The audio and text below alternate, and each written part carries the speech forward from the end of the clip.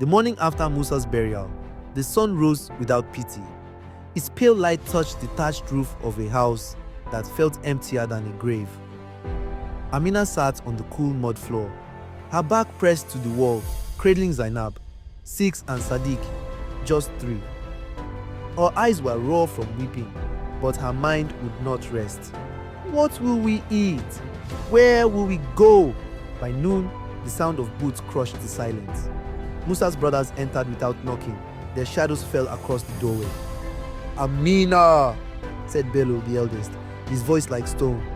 "You know our custom. A woman cannot inherit her husband's property. The land, the goats, the house, all of it belongs to the family." Her heart slammed against her ribs. "Bello, this land fed us. The goats, they are for the children's milk. Please, enough." His voice cracked like a whip. "You have 1 week to leave. If you stay, you'll regret it." By nightfall, they had driven away her goats, padlocked the grain store, and marked the farm boundaries with their own sticks, as if erasing Musa's name from the earth. At the markets, women shifted their mats away from hers.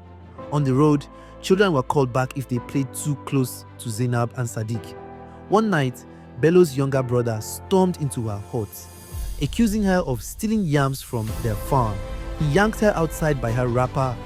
Under the cold stare of the moon, he struck her across the back with the flat of a machete. The blows thudded into her skin, each one heavier than the last. Her children screamed until their voices cracked, but no door opened. No man came to stop it. Hunger arrived next.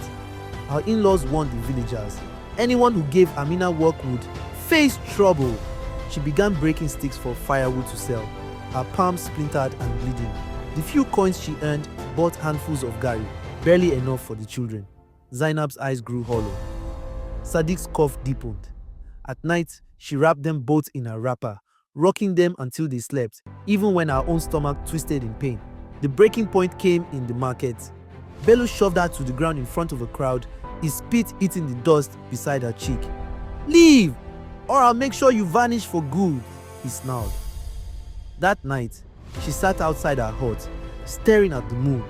The bruises on her skin ached, but the wounds inside were worse. The stars blurred as her eyes filled.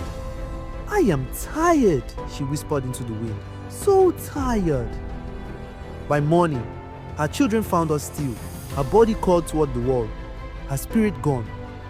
Zainab wailed. Sadiq stood frozen, his small hands trembling. Bello came, looked down at the lifeless woman, and muttered, "At least she won't trouble us anymore." They buried her in a shallow grave at the village edge. No prayers, no songs, no honor. Her children clung to each other as dust swallowed their mother. And inside Sadiq, something black and unyielding began to grow. Years passed. A distant aunt took them to the city. Life was still hard, but Sadiq learned fast. He studied with a quiet fury, working odd jobs, selling water, shining shoes, anything to stay in school. He became a man with 2 weapons, knowledge and patience. Law school sharpened him into steel. Every case file he read was fuel. Every courtroom he visited, he imagined Bello in the dock. By 30, Sadiq was no longer the boy who had watched his mother die inside. He was a lawyer, and he was ready. The village had not seen such a sight in decades. 2 black SUVs rumbling down the dusty road, followed by police trucks. Children ran alongside. Women peered from doorways. Bello stepped out of his hut, squinting at the commotion. His hair was grey now, but his voice still carried arrogance. "What do you want here, boy?" Sadiq stepped forward, his gaze steady. "I am here for justice, and I am here for my mother's land." Police officers moved in, reading out arrest warrants for Bello and every relative involved in Amina's torment. Charges: assault, illegal property seizure, child endangerment, and manslaughter. In court, Sadiq's voice carried years of buried grief.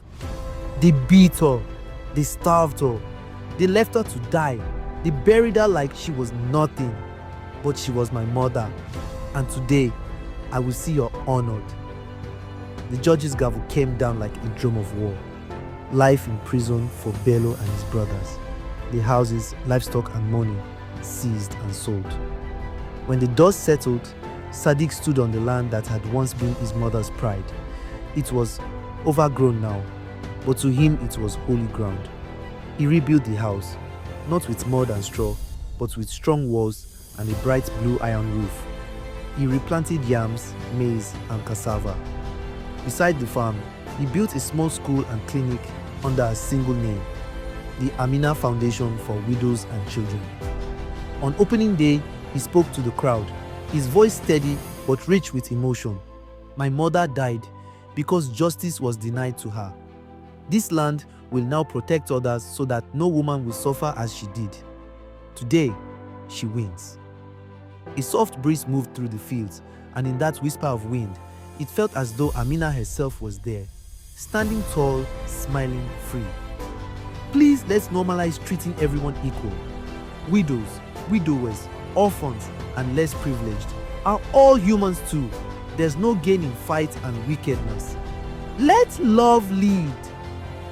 Please don't forget to subscribe, like and share to your loved ones.